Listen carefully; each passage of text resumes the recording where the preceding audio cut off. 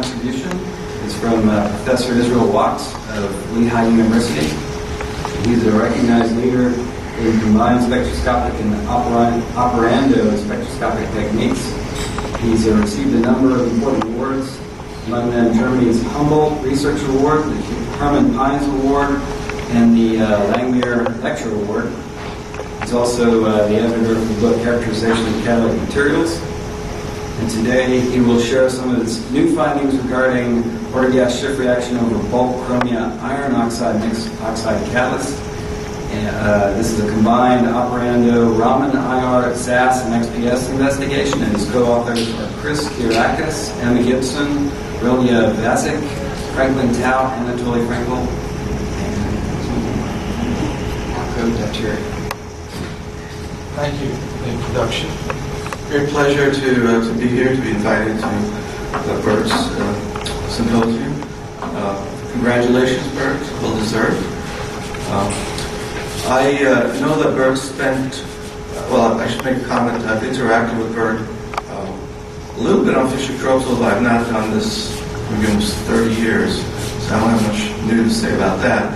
I've, through the Catalysis Society and on the executive committee, I've interacted with Burt, and he's probably one of the nicest people in the Catalysis community, in addition to being a researcher.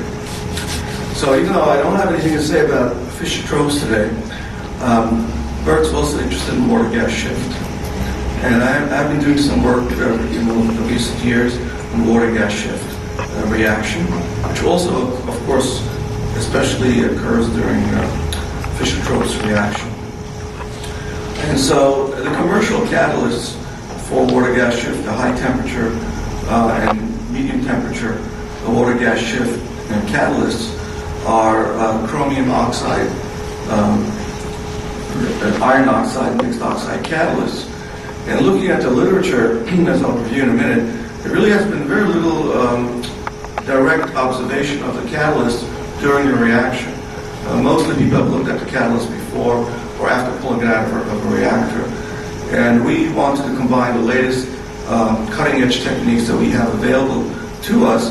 And I pulled together some people who have some of the best laboratories, like to do really so-called operando spectroscopies, combining the various techniques with the online mass spectrometer for simultaneous analysis, so we can get convergence selectivity results as well as seeing what's happening on the catalyst, in the catalyst bulk and surface phases.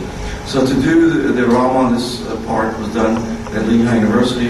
The infrared we did in collaboration with Marco Dacheri and Emma Gibson and Caen in France. And to do the X-ray absorption spectroscopy, we did it at Brookhaven National Lab with Anatoly Frankel and his postdoc, Rilya Vasic. And this group is from Yeshiva University. And also Franklin Tao, we did some in situ, which is actually not listed in the title, in situ XPS measurements with this new instrument that Franklin has at Notre Dame. And so collected 4 groups here to do this work. So let's look at the literature and the history of the water-gas shift. It's a well-known technology. Originally it's chromium iron. More recently copper's been added, and if time permits I'll also talk about a little bit about copper is doing here. This is the water shift reaction. It occurs at these temperatures. It's the high temperature reaction conditions. If you look at the literature, what the literature does agree is that the iron in the catalyst is magnetite, Fe3O4, and that this is referred to as the active phase during water-gas shift. However, people have, well, there's been some old in situ Mossbauer studies, but all the other studies was one. All the other studies have been by pulling the catalyst out from the reactor. This material is pyrophoric.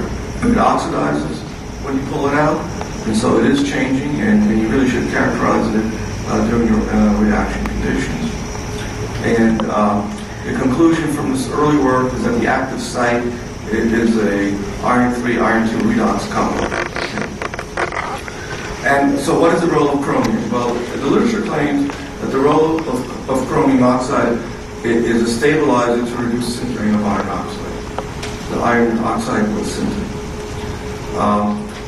XPS studies and high resolution scanning transmission electron microscopy studies have indicated that there appears to be excess chromium in the outer surface of the catalyst. But beyond that, and these were catalysts pulled out of the reactor.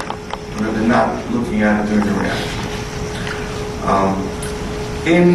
Actually, this work done by Topso a couple of years ago was really the first in situ kind of experiment that did X-ray absorption spectroscopy. They didn't look at iron chromium, but they looked at iron copper chromium, and their focus was really on copper.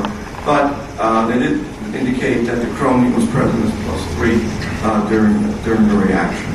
And again, the paper is not really focused on the chromium. And if you look at all of this, there's really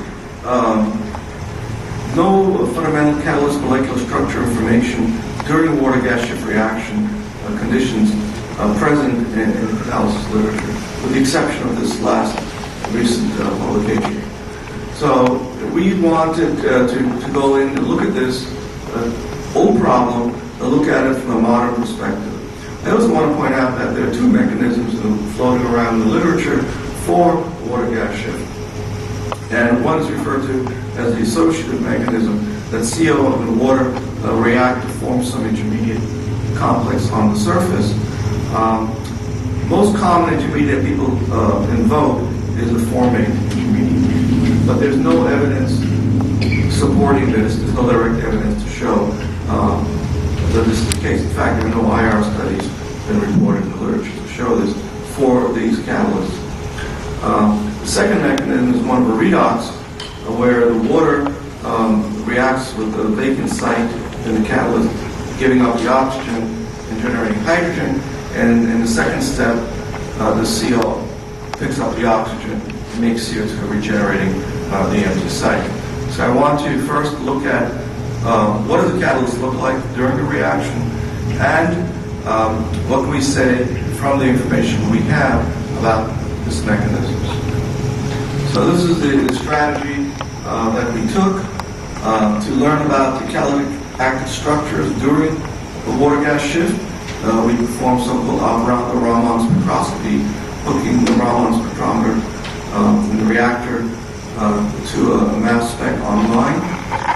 We performed also operando X-ray absorption spectroscopy with a mass spec online at the same time to get information about the iron and chromium and structures and oxidation states. To get at the surface information, the oxidation states of the chromium and iron, particularly chromium, we turn to in situ atmospheric pressure XPS. This is Franklin Tao laboratory. Yes, the only, to my knowledge, lab scale instrument that's able to do this in the USA, and to get information about surface reaction intermediates during the water gas shift, we turn to operando spectroscopy to be able to see what's on the surface. And basically this shows you how we treated the catalyst. We first heated them up in air and oxygen to 350 C, and then we exposed it to the different conditions. We did both reverse water gas shift and water gas shift. The reactions are in equilibrium, so at the end of the day, we get the same steady state results. And then we also cooled it back down slightly and oxidized it to see how you'll see some things are reducing. We wanted to see what is reoxidizing, and we found it to be very informative when that happens.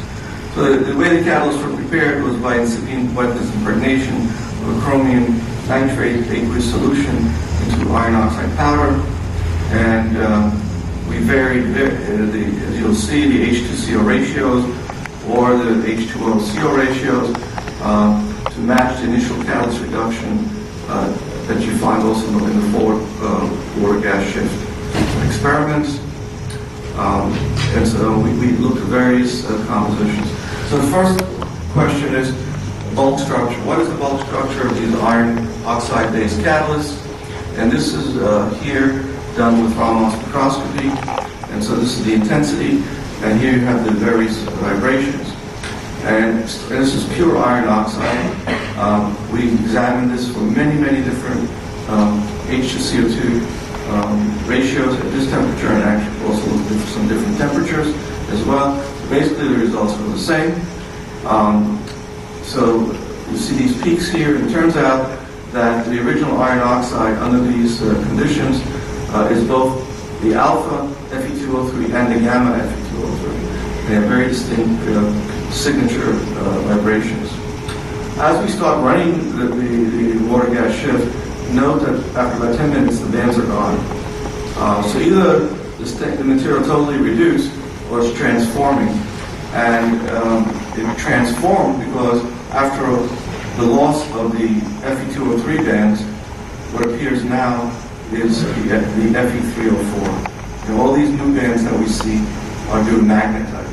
So indeed, the iron oxide becomes magnetite under the water gas shift reactor conditions. This is the mass spec signal just showing that we're doing water gas shift during this time.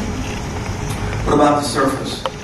So again here we're looking at Raman spectroscopy. Now this time we've added the chromium to the catalyst. And again, this is the Raman intensity. And here's the vibrations. And at the beginning of the reaction, you have this band at 1,000 wave numbers. This band is this structure of dioxochromium 6. And there's a stronger band here at 835, and it's a bridging chromium oxide iron band. And these are the iron oxide Fe2O3 bands. Again, when you start the reaction, and after a while it becomes amorphous, it's transforming, and it comes back again as Fe3O4 magnetite. Notice also during this transformation, this time we don't come back with chromium 6. We lose the chromium 6 species on the surface, their signature. Again, the water gas shift reaction is occurring during this reaction. To learn more about what's going on to the chromium, we turn to in situ hexanes. So again, here is the hexanes information. Here's the mass spec confirming that we're doing water gas shift. So we start off, we get this nice pre-edge. This pre-edge here is chromium 6. Okay? And this is oxidized at the reaction temperatures. The pre-edge is still there. From the water gas shift, and the pre-edge is almost gone. We see new features appearing. These new features are chromium 3 oxide. So we've reduced chromium 6, we start seeing chromium 3.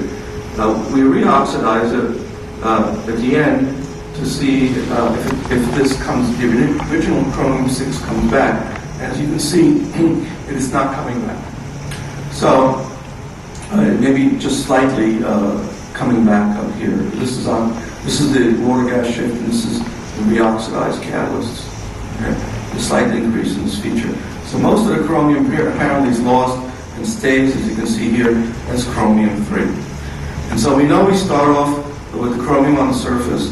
The chromium goes in. A lot of it is stabilized during the transformation of Fe2O3 to magnetite. But the question is there any chromium on the surface, and what is its oxidation state? And this is where we turn to Franklin Tau with this unique in situ atmospheric pressure XPS system that allows you to monitor the oxidation states in this case chromium. Also looking at iron, but it's not necessary to show that. And here is the starting point at room temperature, and you have to hear the peak for chromium 6 and chromium 3, because now we're trying to see what's on the surface. So we know we start off with this, and during the reaction, the question was, is there any chromium 6 left on the surface? And you can see that there's still a small amount of chromium-6 left, even though we're creating a lot of chromium-3, which is subsurface chromium. You can see here about 15% still retained as chromium-6. And so this raises the question, if chromium-6 is on the surface, is it the catalytic active site, or is it the iron oxide?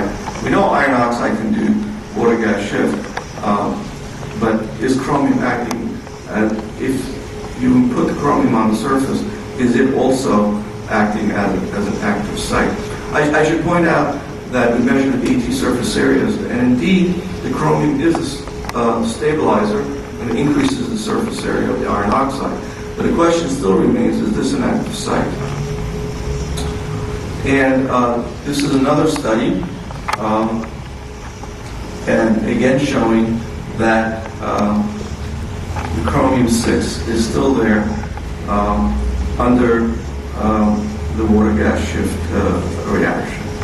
This is for 9% higher loading of chromium. The previous sample was for 3% chromium. Commercial loading is about 11% chromium oxide on an aluminum water gas shift catalyst. So with these characterizations of Vulcan surface, I've told you what's going on to the catalyst. Let's look at the reaction mechanisms. Remember, there were two reaction mechanisms. Can we get information about one versus the other? Since formate was the dominant species in vogue for the associative mechanism, we absorbed formic acid on iron chromium. And here is the vibrations, and these vibrations, some physisorb here, residual amount of physisorb formic acid. But as you heat it up, all you're left with is this bridged, this bidentate formate species on the chromium iron catalyst. And the important point here is that this species is stable till about 300 C, okay, which is the lower temperature range of the water gas shift. Actually, you can still get a water gas shift, as I'll show you in this temperature range. So now we know what the vibrations, there are different kinds of forming catalyst surfaces. There's monodentate, there's bridged, there's bidentate, and on chromium iron catalyst, we have the bidentate form. And now we know its vibrations, and we're going to see what happens during a reaction. So we start the reaction, and these steps, as we're lowering the temperature. So we went all the way down from 400 degrees C, we started, and we lowered it down to 200 C while we're doing this. And while we're doing this, decreasing the temperature, here is the IR spectrum. And this is gas phase CO2. And the point to make here is that this has never been measured, even though formate has been invoked consistently for decades as the intermediate. It is just not present. We just do not see any formate during water gas shift reaction, even at temperatures. Remember that the formate was thermally stable till 300 C. So this was a region where we should have seen formate if it were a intermediate, and it was not there. So that was the mechanism. There's no evidence to support the so-called associative mechanism. So then we turn our attention to the other mechanism, which is the redox. And here, so we did the following experiment. It's a temperature program experiment. And first, we heated the catalyst in CO and argon, using CO as a reducing agent to make CO2. And this is the results of the mass spectrometer from this temperature program reaction study. And you can see that indeed, at very low temperatures, 205 degrees, 252, even 400, you're making CO2. In other words, CO is able to extract oxygen at very low temperatures. And remember, this is the region where formate would have been stable had it been being formed. Okay? Then, since the catalyst now has been reduced by CO, we hit it with water to reoxidize it and to make hydrogen. And here again, you can see hydrogen being produced at 140 degrees, starting at 140 and going up to 342. Again, the shaded area is where we would have seen formate had been there. So the redox behavior is consistent with the mechanism being the redox mechanism. because you can redox at a very mild temperature, much lower even than the typical water-gas shift reaction for this catalyst. The last part I want to talk about, this is more recent work, is copper promotion. So it's discovered a few decades back that the addition of copper further enhances the activity. And so we want to understand what happens.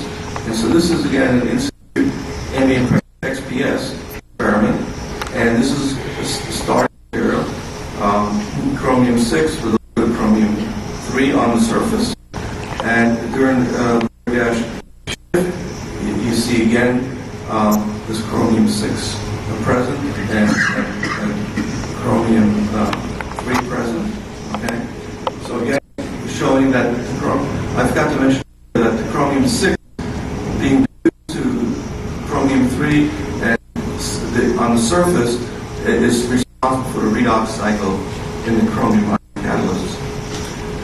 This is the in situ XPS of copper, and initially started out with the copper oxide being present, but very quickly we reduced the copper metal. And not only that, you see that within minutes the copper signal from the metallic copper is disappearing, and so the copper oxide is reducing very, very quickly. And the reason to metal, the reason we're losing the signal is that it's centered. And so the copper reduces and it centers, and it's present as large metallic particles in this gas shift catalyst. But what does it do? Well, what are the consequences? So I'm showing you here the hydrogen temperature program reduction of the catalyst. The catalyst, this is iron. The bottom, this is what happens when you add chromium because of the reduction properties. This is what happens when you have copper. And these catalysts are treated under water gas shift reaction conditions. So fresh catalysts, they are in active. And you can see that tremendous ability of the copper to reduce, and the more you add, the more you have the reduction of catalyst.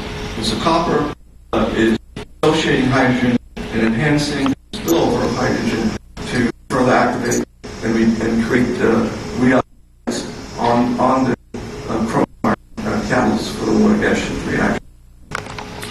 So to conclude, the characterization is that Fe3 magnetized is indeed as claimed in the literature, the both iron oxide phase. But again, most of this has been after the reaction.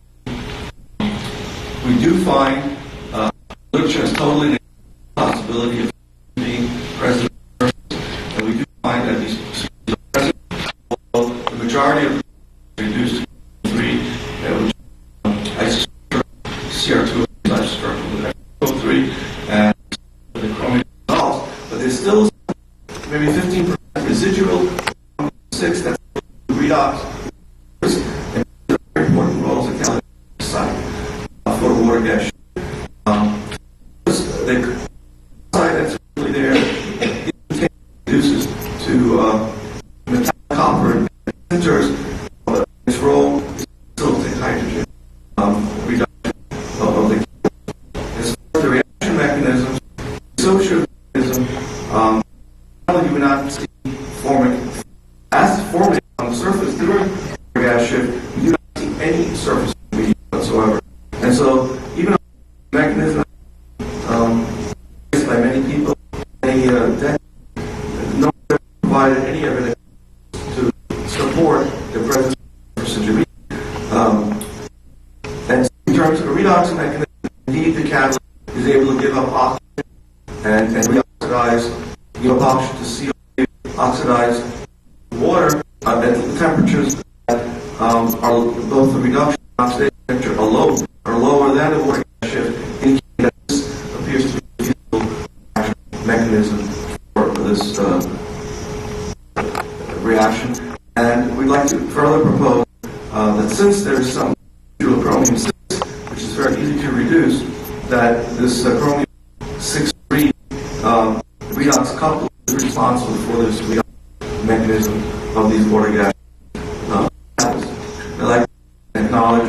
the various people here that participated. These are the people in that did IR work, my student,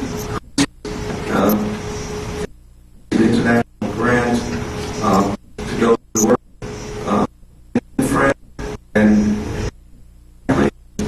Franco is a postdoc relative with the Institute of Exchange Studies at Brookhaven, and these are the people that Brookhaven also assisted with these work. And finally, since we have more surface information and all information about the exchange, we turn to Frank Powell.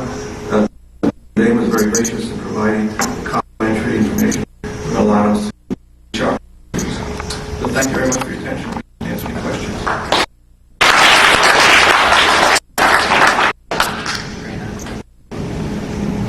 Any questions? Evidence of the chromium itself is a good water gas shift count? Good question. I don't know. It's very low material. It's interesting. Yeah, turnover. Yeah.